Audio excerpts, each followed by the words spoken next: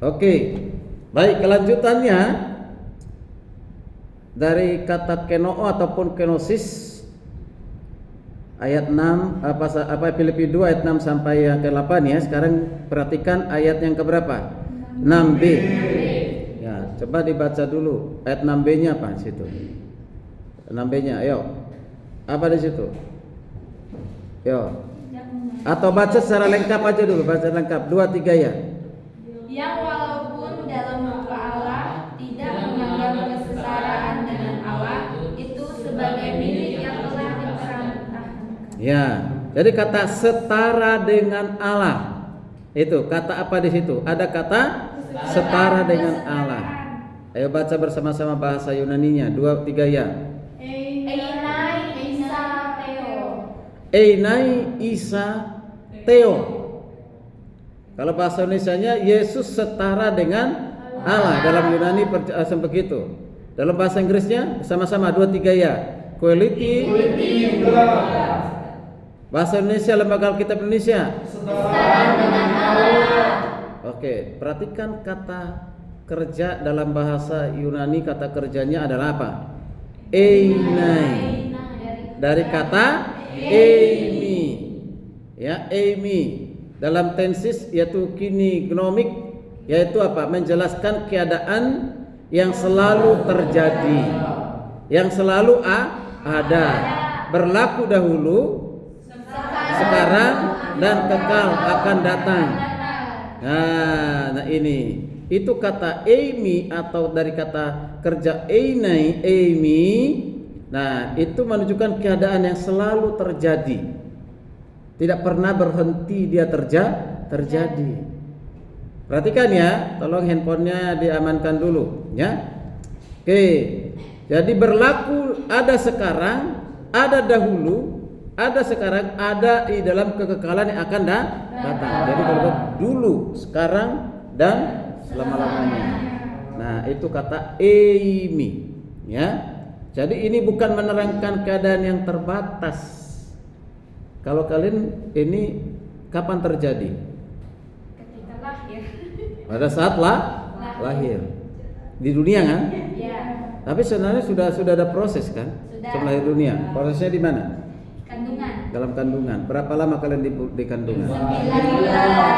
Ada yang 7 bulan nggak? Ada. Nah, ada yang 7 bulan berarti apa itu? Prematur. Ada yang 7 bulan itu prematur. Ya. Itu makanya harus ada disimpan di mana? Inkubator. Berapa lama itu? Bisa 6 bulan, bisa 1 tahun. Mahal bayarnya, ya kan? Makanya jangan mau lahir 7 bulan. Itu memang kemauan kita, Pak. Nah, itu kan pertanyaan begitu. Oke, lanjut ya. Nah, jadi apa yang mau ditegaskan di sini? Jadi yang mau ditegaskan dari kata eimi, Yesus sebagai Tuhan selalu berlaku sejak sebelum dunia diciptakan, sekarang dan kekal akan datang. Itu ya. Jadi penegasannya itu berarti kata eimi berarti Yesus itu sudah ada sejak kekekalan, sekarang, esok dan selama-lamanya sampai kepada kekekalan. Nah, sudah ada. Mika pun katakan demikian kan? Coba buka Mika 5 ayat 1.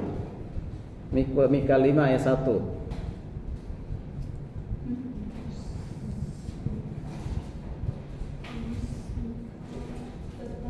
Sudah? Yuk, 2 3 ya. Tetapi engkau hai Betlehem Efrata, hai yang terkecil di antara kaum Yehuda, daripadamu akan bangkit bagiku seorang yang akan memelihara Israel, yang permulaannya sudah sejak purbakala, sejak dahulu kala. Itu nubuatan tentang siapa itu? Yesus. Nubuatan tentang apa? Kelahiran Kelahirannya. Bahwa dia Yesus akan lahir di mana? Betlehem. Berarti berinkarnasi. Tapi sebelum berinkarnasi, Nabi Mika bilang apa? Keberadaannya itu, eksistensinya. Sudah ada sejak purbakala. Jadi pada saat Yesus lahir, Mika ada nggak? Belum, udah Hah? ada. Sudah tidak ada, ya, tidak ada. Tapi sudah dibuatkan berapa tahun itu? Ada perkirakan 700-800 tahun sebelum setelah nabi-nabi. Wow, ya kan? Sudah dibuatkan tentang inkarnasinya dan dijelaskan sekaligus oleh Mika yang hebat nih kristologinya. Belum belajar istilah taros, sudah belajar dia, sudah tahu, ya kan? Yaitu keberanian mana? Sejak purbakala. Apa artinya sejak purbakala? Ingat kata yang digunakan apa? Olam. Itu olam, bukan kolam ya, olam. Itu bahasa Ibraninya, olam. Sejak purbakala, sejak dahulu kala. Itu kata olam yang digunakan. Jadi artinya sebelum dia lahir di Bethlehem, Yesus itu sudah pernah ada, sudah ada masa kekekalan dari dulu sampai masa kekekalan. Gitu ya, itu yang menjadi penekanannya ya. Oke. Masih dengan Einai Isateo. Ya. Yaitu keberaniannya sebagai Allah tidak akan pernah berubah. Dan juga tidak akan pernah apa? Berkurang. Tidak akan pernah mati. Lalu yang di kayu salib itu siapa yang mati? Kemanusiaan. Yesus tidak pernah mati. Nah, sebab itu kata Isa, perhatikan kata Isa artinya itu adalah setara. Ya, kata Isa itu adalah apa? Setara. Dalam bahasa tersebut hendak menjelaskan apa? Bahwa kealahan Yesus tidak lebih rendah dari Bapa, tidak lebih rendah dari Roh Kudus, tetapi ketiga pribadi itu setara. Maka perlu memperhatikan kata Isa. Ya, Isa itu mempertegas menjelaskan kealahan Yesus itu setara dengan Bapa, setara dengan Roh Kudus.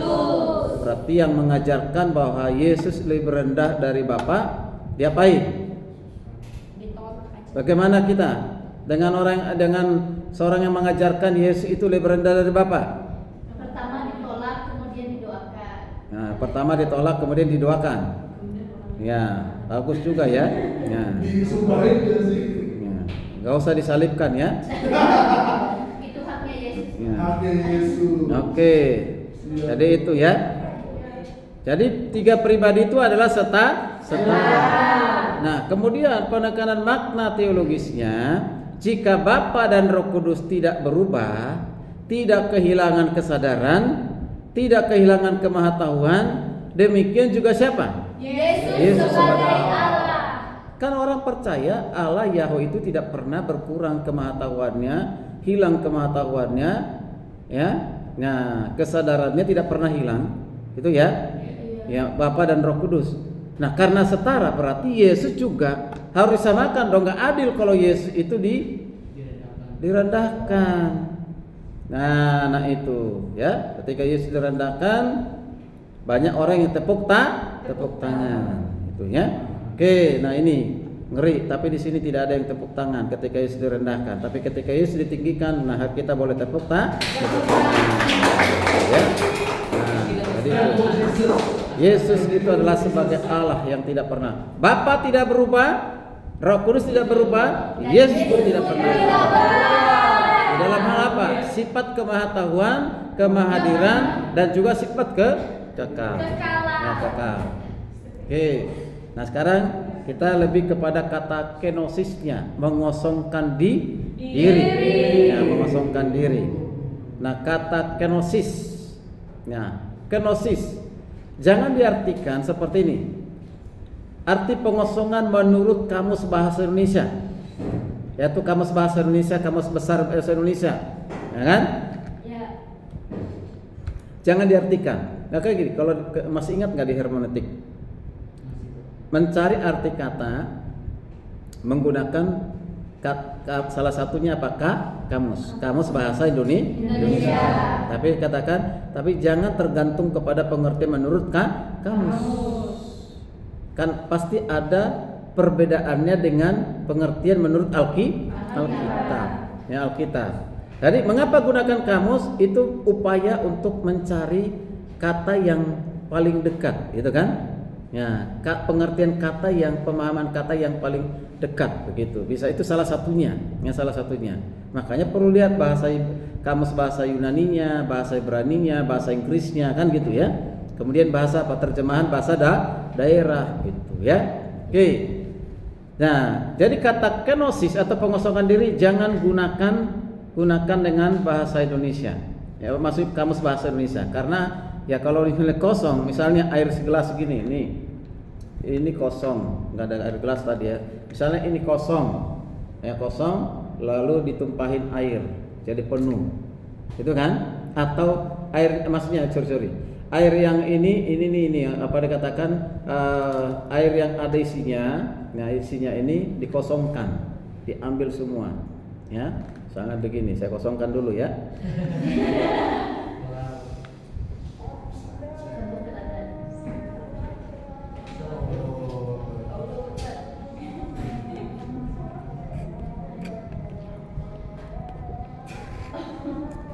Kosong kan? Kosong. Nah kalau yang ini menggunakan kamus bahasa Indonesia. Tapi untuk kenosis jangan digunakan pengertian seperti ini, ya, dikosongkan. Makanya bahaya sekali kalau menggunakan dengan bahasa Indonesia, kamus bahasa Indonesia maksudnya, ya. Ya, jadi jika menurut arti kata KBBI maka kata Yesus itu mengosongkan dirinya, maka semua kealahannya tumpah keluar dari Allah. Seperti tadi, air tadi yang ada ya diminum, disedot keluar, jadi kosong. Nah, jadi bukan begitu. Jadi ketika Yesus mati dikatakan, ketika Yesus mati kealahan itu keluar, tumpah keluar. Jadi benar-benar Yesus kosong, tidak punya apa-apa, dia hanya sebagai manusia seperti saudara, gitu kan? Ya.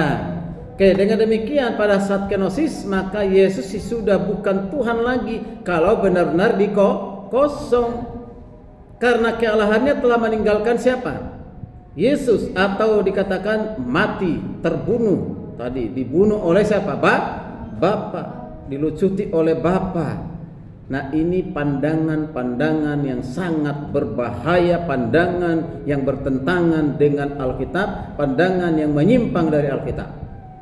Oke, jadi karena itu sekali lagi saya ingatkan kalian jangan gunakan pengertian kenosis itu mengosongkan diri itu dengan menggunakan apa? Kamus bahasa Indonesia. Oke, nah sebab itu kata kenosis yang sebenarnya tidak tepat diterjemahkan pengosongan, tetapi apa? Yang lebih relevan diterjemahkan apa? Dari King James apa? Nothing atau nah perhatikan, sebab secara teologis arti dari makna kata kenosis itu ada berapa? Ya, satu, perhatikan. Ya, pengertian makna kenosis itu yang pertama. Yuk baca bersama-sama, 1, 2, 3 ya. Menyatakan fakta pra-eksistensi Yesus sebagai Tuhan dalam kekekalan sebelum dunia diciptakan. Kalau dikatakan apa itu kenosis? Apa maknanya? Yang pertama adalah suatu pernyataan atau menyatakan bahwa praeksistensi Yesus sebagai Tuhan sudah ada di dalam kekekalan. Ingat, kenosis berarti itu menyatakan bahwa Yesus sudah ada di dalam kekekalan. Dia sudah ada sebelum berinkarnasi. Dia sudah ada sebelum dunia diciptakan. Dia sudah ada sebelum segala sesuatu diciptakan. Nah, itu pengertian yang pertama dari kenosis, ya. Tuh. Oke, yang kedua, ya baca bersama-sama 2, 3 ya. Sebab secara Nggak usah yang kedua. menyatakan kedatangan hati sang anak yang walaupun adalah Allah tetapi rela menjadi hamba dan manusia bahkan mati disalib. Ya. Jadi dikatakan menyatakan kerendahan hati Yesus atau sang anak, itu sang firman. Dia adalah firman itu sendiri, dia adalah Allah itu sendiri. Dia merendahkan diri dengan cara apa? Dengan cara apa? Menjadi hamba. Menjadi apa? Manusia. Maka Yesus ketika mengatakan di kitab Matius ya, aku datang bukan untuk dilayani, melainkan untuk melayani. Itu menunjukkan sebagai apa? Sebagai hamba. Ya, hamba. Oke. Bahkan sampai mati di kayu salib. Jadi sifat kerendahan hati. Ingat kenosis? Oh ya, ini ingat kenosis. Pertama tadi Yesus sudah ada di dalam kekekalan. Ekstensi kan? Yang kedua, ikat kenosis berarti sifat kerendahan hati. Walaupun dia Allah, dia merendahkan diri jadi hamba dan manusia. Gitu ya. Itu yang kedua. Lalu yang ketiga, baca bersama-sama 2 3 ya. Menyatakan dirinya adalah Allah yang Esa dan Bapa dan Roh Kudus. Ingat itu. Kenosis berarti Yesus sedang menyatakan dirinya bahwa Yesus adalah setara dengan Bapa dan Roh Kudus. Nah, kata Roh Kudus. Oke. Jadi kata mengosongkan diri dari kenosis ayat yang ke-7, perhatikan bersama-sama. Jadi pada saat kenosis, ketiga aspek ilahi tadi, apa yang pertama tadi apa? Ayo. Yesus sudah ada dalam Ya. kekekalan. Praekstensi, Yesus sudah ada di dalam kekekalan. Yang kedua? Merendahkan diri. Ya, yaitu kerendahan hati Yesus sebagai hamba dan manusia. Yang ketiga? Setara dengan Bapa dan Roh Kudus. Ya, menunjukkan kesetaraan Yesus dengan siapa? Bapa dan Roh Kudus.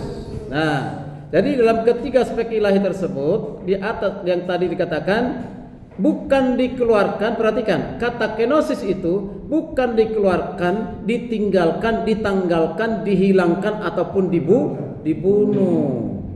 Paham? Ya? Bukan. Nah ini ya. Tetapi semua itu dianggap oleh Yesus apa? Nothing. Ya, atau nothing atau nothing. Ya, dalam dirinya. Namun ketiga elemen ilahi tersebut tetap ada di dalam diri siapa? Yesus. Yaitu bahwa dia tetap sebagai Allah dan juga manusia sejati. Dia tetap Allah sejati dan dia juga tetap manusia sejati. Tidak mengurangi kualitas manusianya, tidak mengurangi kualitas keilahiannya. Nah, kalau sederhananya gini. Jadi tolak yang mengatakan Yesus ketika mati di kayu salib dia menanggalkan, melepaskan, ya, atau diambil dikembalikan kepada Bapa. Bukan. Tapi yang lebih sederhana adalah dengan rela tidak menggunakan sifat keilahiannya. Berarti kalau dengan rela apa itu? Ada nggak sama dia? Ada nggak sifat keilahian sama dia? Ada. Kemudian kalau dengan rela berarti apa? Tidak dipaksa. Ya, namanya kerelaan. Tidak dipaksa. Nah itu. Jadi tetap itu melekat pada dirinya. Dari siapa? Yesus. Sama sebelum dia menjadi manusia. Paham ya? Oke. Nah, sebagai manusia sejati. Jadi kealahan itu jangan kalian pahami kealahan itu menyatu dengan manusianya. Ya kan? Sehingga ketika manusianya mati, Allahnya juga mati. Kan kealahan itu kan sudah ada sebelum berhubungan dengan kemanusiaannya. Sebelum Yesus lahir. Ya sebelum dia. Ya bahasa akademisnya sebelum berinkarnasi. Begitu. Oke. Nah sekarang kita perhatikan. Jadi satu penekanan penting dari kata kenosis itu. Dengan demikian terjadi beberapa hal dalam kenosis. Yang pertama baca bersama-sama 2 3 ya. Keputusan Yesus sendiri untuk tidak memperhitungkan reputasinya sebagai Tuhan atau kenosis tidak dipaksa oleh Bapa, Roh Kudus, malaikat dan oknum tertentu. Nah ini yang pertama ini. Jadi Yesus itu ya dikatakan keputusan Yesus sendiri untuk tidak memperhitungkan reputasinya sebagai Tuhan, tidak memperhitungkan, tidak mempertahankan, gitu ya. Ya, tidak mempertahankan, ya, ataupun dia bisa saya kata-kata membatasi diri supaya dia tetap Tuhan, juga tidak dipaksa oleh Bapa, oleh Roh Kudus, bahkan malaikat. Tidak. Ya, tidak. Nah ini. Jadi itu adalah keputusan sendiri dari siapa? Yesus. Jadi ketika Yesus mati di kayu salib, datang malaikat, Yesus mati kau, kan begitu ya. Ya, suruh datang, mati. Kan para nabi kan udah bilang kau harus mati. Ayo mati ya. Gitu. Nah, apalagi Bapa di surga. Yesus, aku kan udah ngutus kau datang ke dunia ini, harus mati kau ya. Nah, tidak ada yang seperti itu. Bahasa ini tuh menyesatkan. Itu adalah satu keputusan dari dalam diri siapa? Yesus. Ada amin? Berikan tepuk tangan kepada Yesus ya. Nah, oke. Yang kedua, baca bersama-sama yang kedua, 2, 3 ya. Terjadi penambahan sifat kemanusiaan sejati tanpa dosa dalam diri Yesus, di mana sifat kemanusiaan tersebut Dia Yesus miliki secara kekekalan melampaui Dia inkarnasi. Ya, sampai di situ. Perhatikan. Jadi begini. Perhatikan di sini. Perhatikan ini. Saya ajarkan dulu mulai dari yang keliru. Jadi manusia ditambahkan Allah. Nah, ini yang keliru ini. Ya. Jadi manusianya Yesus diisi Allah, diisi firman. Nah, yang diberikan oleh siapa? Bapa. Nah, ini konsep yang keliru ini. Ya, yang salah ini. Tidak akan pernah manusia jadi Allah. Ada dulu pernah berjuang supaya sama seperti Allah, sehingga dia bersemedi berbulan-bulan di satu gunung. Ya, akhirnya di situ dia menulis banyak sekali buku tuh, saya lupa siapa namanya itu. Siwa. Ya, ada yang mengingat nggak? Ada namanya itu dari. Nah, akhirnya apa yang terjadi? Dia tidak menjadi apa? Tidak pernah menjadi Allah, malah gila. Gitu. Tapi puji Tuhan sudah pakai puji Tuhan lagi. Dia sudah menulis buku gitu ya. Nah ini nih tidak seperti itu.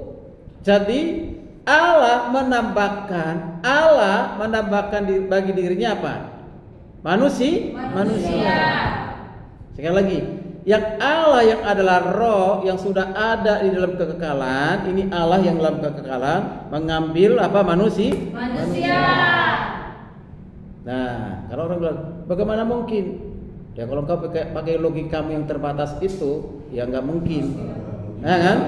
Ya, jangan engkau pahami Allah yang tidak terbatas itu dengan pikiranmu yang terbatas. Kan katanya percaya Allah itu maha kuasa. Apa artinya maha kuasa? Apa artinya maha kuasa? Apa artinya kalau terjemahkan? Berkuasa. Coba terjemahkan itu maha kuasa apa? Maha berarti Besar, Pak.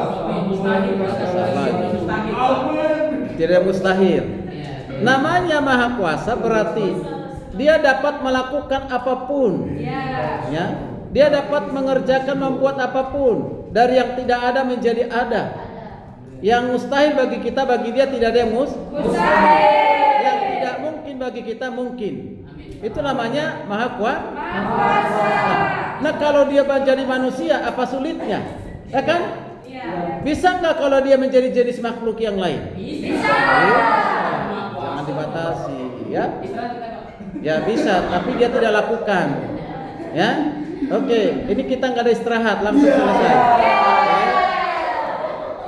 Karena udah mau selesai, ya. Oke. Yang ketiga. Paham belum ini? Sudah paham belum? Sudah ya. Yang ketiga baca bersama-sama 2, 3 ya. Yang berarti bukan kesalahan Yesus, tetapi kemanusiaannya. Ya ada kelupaan tadi sebelum ke sini. Tadi Allah menambahkan bagi dirinya manusia. Dia sehakikat dengan manusia umumnya. Tapi perbedaannya apa? Dia tidak berdosa. Satu-satunya manusia yang tidak berdosa. Siapa? Yesus. dan tidak berpotensi untuk berbuat dosa. Bayangkan kalau misalnya Yesus itu berpotensi dan jatuh dalam dosa, mungkin nggak menjadi juru selamat bagi orang berdosa? Tidak mungkin orang buta. Ya. Syarat juru selamat itu dua. Pertama, dia harus Tuhan. Yang kedua, dia harus menjadi manusia. Dan ketiga adalah manusia yang tidak berdosa. Ya, ada pada siapa itu? Ada pada siapa itu? Dia adalah Allah. Dia adalah manusia yang tidak berdosa. Maka memenuhi syarat menjadi Tuhan. Ya. Orang berdosa menuntun orang berdosa semakin berdosa. Orang buta menurut orang buta. Begitu. Ya, yang ketiga, tadi apa? Yang mati bukan apa? Yang mati siapa? Jadi yang mati bukan kealahannya, tapi yang mati adalah kemanusiaannya. Sekarang masuk dalam kesimpulan. Ada 3 kesimpulannya. Kesimpulan pertama baca bersama-sama 2, 3 ya. Kenosis bukan pembunuhan nyawa atau kehilangan Yesus, tapi sebuah keputusan yang tidak dapat dilakukan oleh siapapun kecuali hanya oleh Yesus, yaitu walaupun sebagai Tuhan, tapi Dia rela menjadi manusia yang hina untuk menebus dan menyelamatkan saudara dan saya. Jadi perhatikan ya. Jadi kenosis itu bukan pembunuhan nyawa. Oke? Ditolak ya ajaran seperti itu ya. Atau pembunuhan apa? Keilahian Yesus. Tetapi ini suatu kebutuhan yang tidak dapat dilakukan oleh siapapun. Tidak ada seperti Yesus. Ya, tidak ada. Hanya Yesus yang dapat melakukan itu. Walaupun dia adalah Tuhan, tapi rela menjadi manusia. Ya, untuk apa itu? Menebus dan menyelamatkan kita. Itu yang kesimpulan pertama. Kesimpulan kedua bersama-sama 2, 3 ya. Saat kenosis, Yesus tetap Tuhan dan manusia sejati. Oke, jadi saat kenosis Yesus tetap Tuhan. Oke ya. Dia tetap Tuhan. Tidak berubah, tidak berkurang. Dan dia juga manusia sejati. Oh, ini Tuhan ya, ini manusia ya, jangan salah. Ulangi lagi ya. Karena ini simbol kekuatan ini kan. Yesus tetap Tuhan, yaitu Tuhan yang sejati. Ini manusia. Manusianya adalah manusia sejati. Oke. Nah, kemudian yang ketiga apa? Yesus tidak pernah mati. Jadi kita tolak ajaran yang mengatakan Yesus mati dua kali. Kalau begitu Yesus berapa kali mati? Satu kali untuk Kapan itu? Di atas kayu salib. Di atas kayu salib. Oke, puji Tuhan. Itu kesimpulannya. Sekarang ada pengakuan iman. Pengakuan imannya harus jelas. Dan kita katakan bersama-sama ya. Setelah itu selesai, bangkit berdiri ya. Oke. Pengakuan iman. Ya, dia ada di situ. Dia ada juga yang sudah dikirim belum sama si Tari. Oke, pengakuan iman. Oke. Sudah belum? Sudah ketemu? Oke, sekarang ya pengakuan iman. Jadi ini adalah pernyataan dari kalian ya. Kami mahasiswa Sekretaris Indonesia semester 5. Kami percaya begitu dan seterusnya ya. 1. Kemana itu? Nanti ikut tersesat lagi. Panggil dulu cepat itu.